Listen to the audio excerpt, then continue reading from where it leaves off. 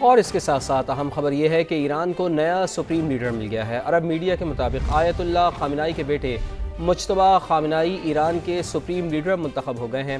ایران میں رہبر اعلیٰ کا انتخاب 88 رکنی مجلس خبرگان کرتی ہے۔ ایرانی سپریم لیڈر آیت اللہ خامنائی کو مشہد میں امام رضا کے مزار کے احاطے میں سپرد خاک کیا جائے گا۔ علی خامنائی کی تدفین کا تہران میں تعزیتی اجتماع امام خمینی ہال تہران میں ہوگا۔ وزیر اعظم میاں شہباز شریف اور ترکی کے صدر کا ٹیلی فونک رابطہ ہوا ہے۔ وزیر اعظم نے مشرق وسطیٰ کے بحران پر گہری تشویش کا اظہار کیا ہے۔ ایران پر اسرائیلی حملوں اور خلیجی ممالک پر حملوں کی مذمت۔ وزیر اعظم نے صدر رجب طیب اردوان کو خلیجی ممالک کی قیادت سے حالیہ رابطوں کے بارے میں آگاہ کیا۔ دونوں رہنماؤں کا مزید کشیدگی سے بچنے کے لیے فریقین سے تحمل اور بردباری پر زور۔ وزیر اعظم نے ترک صدر کو افغانستان کے تناظر میں حالیہ پیش رفت سے بھی آگاہ کیا۔ دونوں رہنماؤں کا قریبی اور مسلسل رابطے میں رہنے، خطے میں امن و استحکام کے لیے مشترکہ کوششیں جاری رکھنے پر اتفاق ہوا۔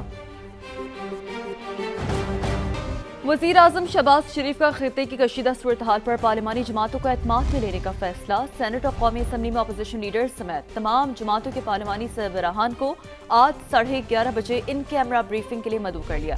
تحریک انصاف کا ان کیمرہ بریفنگ میں شرکت سے انکار۔ پی ٹی آئی سیاسی کمیٹی کے اجلاس میں یہ فیصلہ ہوا۔ اعلامیے میں کہا گیا کہ بانی سے ملاقات تک کسی حکومتی اجلاس میں نہیں جائیں گے۔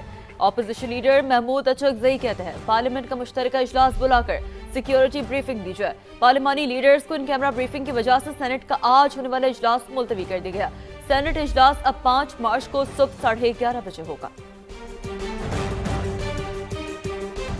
ایران، امریکہ اور اسرائیل کی جنگ، عالمی منڈی میں تیل کی قیمتوں میں اضافے کا سلسلہ جاری ہے۔ امریکی کروڈ آئل 3.3% اضافے سے $74.6 فی بیرل پر آ گیا ہے۔ اسی طرح برطانوی برنٹ خام تیل کی قیمت 3.98% اضافے سے $81.60 فی بیرل ہو گئی ہے۔ ماہرین کے مطابق آبنائے ہرمز کی بندش کے باعث تیل کی قیمتیں $100 فی بیرل تک جا سکتی ہیں۔ ایران میں بگڑتی ہوئی صورتحال، پاکستانیوں کی واپسی جاری ہے۔ مزید 350 سے زائد شہری تفتان کے راستے کوئٹہ پہنچ گئے ہیں۔ نور العارفین کی رپورٹ۔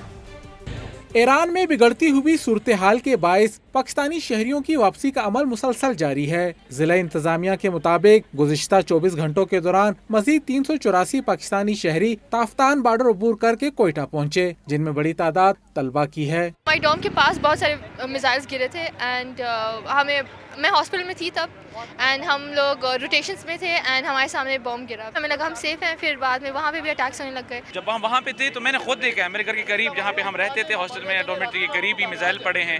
ہم ادھر موجود تھے اس ٹائم پہ، لیکن خوف کچھ نہیں تھا۔ وطن بحفاظت پہنچنے پر شہریوں نے مسرت اور اطمینان کا اظہار کرتے ہوئے اللہ کا شکر ادا کیا۔ اچھا لگ رہا ہے کہ ایٹ لیسٹ ہم گھر آئے، محفوظ ہیں۔ گھر والے پریشان تھے، وہ اب ان کو سکون ملا ہے۔ طلبہ نے تافتان بارڈر پر سہولیات کی کمی کا شکوہ بھی کیا۔ کھانا لایا گیا، 600 بندے ہیں، 300 ڈبے تھمائے گئے ہیں، سارے روزہ دار ہیں۔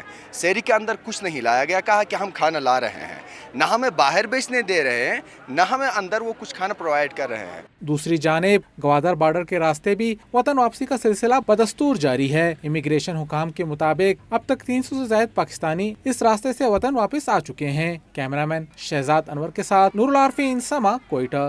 اہم ترین اپڈیٹ دیں آپ کو سچویشن روم سے۔ اسرائیل کے جنوبی لبنان پر حملے، 6 افراد جاں بحق ہو گئے، 8 کے زخمی ہونے کی اطلاعات موصول ہو رہی ہیں۔ لبنانی حکام یہ رپورٹ کر رہے ہیں اسرائیلی حملوں میں شہید شہریوں کی تعداد اب 50 ہو گئی ہے۔ اسرائیلی حملوں میں اب تک 335 افراد زخمی ہو چکے ہیں۔ لبنانی حکام کے مطابق اسرائیل کا لبنان میں 16 دیہات اور قصبوں کے رہائشیوں کو انخلا کا یہ حکم بھی سامنے آ رہا ہے۔ تو اسرائیل کے جنوبی لبنان پر حملے جاری ہیں، 6 افراد جاں بحق ہوئے ہیں، 8 کے زخمی ہونے کی اطلاعات ہیں اور مجموعی طور پر اسرائیلی حملوں میں شہید شہریوں کی تعداد 50 ہو گئی ہے۔ لبنانی حکام یہ رپورٹ کر رہے ہیں 335 افراد کے زخمی ہونے کی اطلاعات موصول ہو رہی ہیں۔ یہ وہ اطلاعات ہیں جو لبنانی حکام رپورٹ کر رہے ہیں، ہم آپ تک پہنچا رہے ہیں۔ اسرائیل کا لبنان میں 16 دیہات اور قصبوں کے رہائشیوں کو انخلا کا حکم بھی سامنے آ رہا ہے۔ تو اسرائیل کے جنوبی لبنان پر حملے، 6 افراد جاں بحق اور 8 زخمی ہو گئے ہیں۔ اسرائیلی حملوں میں شہید شہریوں کی تعداد 50 ہو گئی ہے، لبنانی حکام کا ایسا بتانا ہے۔ ایران پر حملے کا 5واں دن مشرق وسطی میں آگ اور بارود کی برسات ہے۔ امریکہ کا ایران کے 17 بحری جہاز اور ایک آبدوز تباہ کرنے کا دعویٰ۔ امریکی سینٹ کام کے ایڈمرل ہیرڈ کوپر کے مطابق بحیرہ عرب، خلیج عمان اور آبنائے ہرمز میں اب کوئی ایرانی جہاز موجود نہیں۔ انہوں نے بتایا کہ ایران میں اب تک 2000 اہداف کو نشانہ بنا چکے ہیں۔ ایئر ڈیفنس سسٹم کو شدید نقصان پہنچایا، سینکڑوں کی تعداد میں بیلسٹک میزائل لانچرز اور ڈرونز تباہ کر دیے۔ امریکی صدر ڈونلڈ ٹرمپ نے ابنائے ہرمز کھلوانے سے متعلق بڑا اعلان کر دیا۔ کہا ضرورت پڑنے پر ابنائے ہرمز میں کمرشل جہازوں کے ساتھ امریکی نیوی جائے گی۔ جہازوں کی انشورنس میں امریکہ مدد کرے گا۔ آئل ٹینکر سمیت تمام بحری جہازوں کو ضمانت اور انشورنس دیں گے۔ یہ اقدام خلیج میں بحری جہازوں کی حفاظت کو یقینی بنانے کے لیے ہے۔ سعودی ولی عہد شہزادہ محمد بن سلمان کی زیر صدارت کابینہ کا اجلاس قومی سلامتی کے دفاع، شہریوں غیر ملکیوں کے تحفظ کو یقینی بنانے کا عزم دہرایا گیا۔ آپ کو اس حوالے سے بتا رہے ہیں کہ فیصلہ کیا گیا کہ قومی سلامتی کو یقینی بنانے کے لیے اور شہریوں کے تحفظ کے لیے جو اقدامات اٹھانے پڑیں گے اٹھائیں گے۔ آن لائن اجلاس میں خطے کی صورتحال کا جائزہ لیا گیا۔ سعودی کابینہ نے GCC ممالک پر ایرانی حملوں کو سنگین جرم قرار دیا۔ اعلامیے کے مطابق ان حملوں سے علاقائی امن و سلامتی اور خود مختاری کو نقصان پہنچا ہے۔ سعودی کابینہ کے اجلاس میں ایرانی حملوں کے بعد سعودی عرب کی حمایت کرنے والے ممالک کا شکریہ بھی ادا کیا گیا۔ اور اس کے ساتھ ساتھ اہم خبر یہ ہے کہ ایران کو نیا سپریم لیڈر مل گیا ہے۔ عرب میڈیا کے مطابق آیت اللہ خامنائی کے بیٹے مجتبی خامنائی ایران کے سپریم لیڈر منتخب ہو گئے ہیں۔ ایران میں رہبر اعلیٰ کا انتخاب 88 رکنی مجلس خبرگان کرتی ہے۔ ایرانی سپریم لیڈر آیت اللہ خامنائی کو مشہد میں امام رضا کے مزار کے احاطے میں سپرد خاک کیا جائے گا۔ علی خامنائی کی تدفین کا تہران میں تعزیتی اجتماع امام خمینی ہال تہران میں ہوگا۔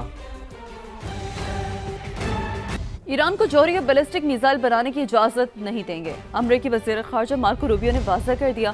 میڈیا سے گفتگو میں مارکو روبیو نے کہا کہ دبئی میں امریکی قونصل خانے کے پارکنگ ایریا میں ڈرون گرا، کوئی جانی نقصان نہیں ہوا، عملہ محفوظ رہا۔ تنازع کے آغاز کے بعد سے 9000 امریکی شہری خطے سے نکل چکے ہیں، مزید کو نکالنے کے لیے اقدامات کر رہے ہیں۔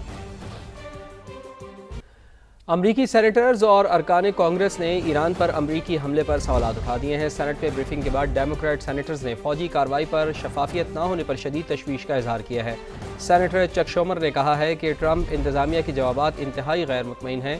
جنگ کے مقاصد ہر روز بدلتے رہتے ہیں، کوئی واضح منصوبہ نہیں۔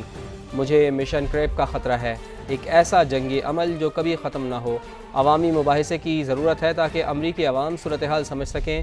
سینیٹر رچرڈ بلومینتھل بولے، مجھے ڈر ہے کہ امریکہ کے فوجی زمین پر جانے پر مجبور ہو سکتے ہیں۔ ہمیں واضح نہیں ہے کہ ٹرمپ انتظامیہ کے اگلے اہداف کیا ہیں، جوہری ہتھیار ختم کرنا، میزائل تباہ کرنا، رجیم چینج یا پھر دہشت گردی روکنا۔ امریکی عوام کو اعتماد میں لیا جانا چاہیے۔ ایران پر حملے کے بعد امریکی صدر ڈونلڈ ٹرمپ کی مقبولیت میں ریکارڈ کمی۔ دی اکانومسٹ اور یو گورنمنٹ کے تازہ سروے کے مطابق امریکہ میں ڈونلڈ ٹرمپ کی مقبولیت کی شرح 38% رہ گئی ہے۔ 59% امریکی ان کی پالیسیوں سے خوش نہیں ہیں۔ یہ شرح اب تک کی سب سے زیادہ ہے۔ سروے 27 فروری سے 2 مارچ کے دوران کیا گیا۔ ماہرین کے مطابق اس ریکارڈ کمی سے ریپبلکن پارٹی کی مڈ ٹرم الیکشن کی حکمت عملی متاثر ہو سکتی ہے۔